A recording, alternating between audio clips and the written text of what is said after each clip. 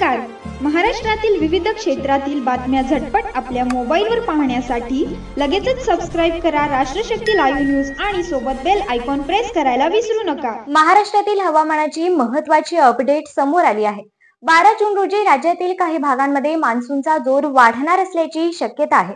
पश्चिम बंगालच्या उपसागरात तयार होणाऱ्या कमी दाबाच्या पट्ट्यामुळे हवामानाची परिस्थिती अनुकूल असेल आणि पावसाचा जोर आणखी वाढू लागेल.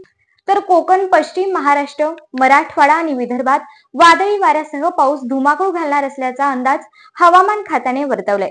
कोकण भागातील रायगड, रत्नागिरी, सिंधुदुर्ग, ठाणे, मुंबई आणि पालघर या जिल्ह्यांना हवामान खात्याने येलो अलर्ट जारी केला आहे.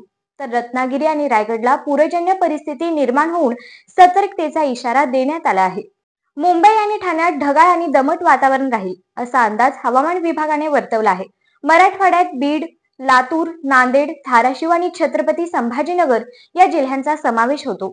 यातील लातूर आणि धाराशिव मध्ये हवामान खात्याने पावसाचा ऑरेंज अलर्ट जारी केला आहे, तर इतर ठिकाणी येलो अलर्ट जारी केला आहे. पावसाचा अंदाज पाहता शेतकऱ्यांनी पेरणीसाठी वाट पाहावी असा हवामान खात्याने अंदाज वर्तवलाय.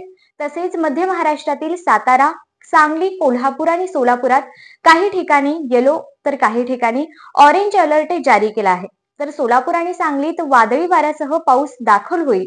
पुणे, सातारा आणि कोल्हापुरात हलका ते मध्यम प्रमाणात पावसाची शक्यता वर्तवण्यात आली आहे.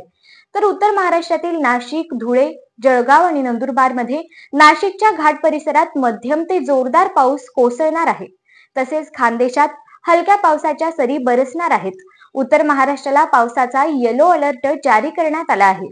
दरम्यान हवामान खात्याने शेतकऱ्यांना महत्त्वाची अपडेट दिली आहे. पेरणीपूर्वीची मशागत आणि पिकांच्या संरक्षणासाठी शेतकऱ्यांनी हवामानाचा अंदाज लक्षात घ्यावा. तसेच 12 जून नंतर पेरणीची योग्य वेळ लक्षात घेऊनच पेरणी करावी.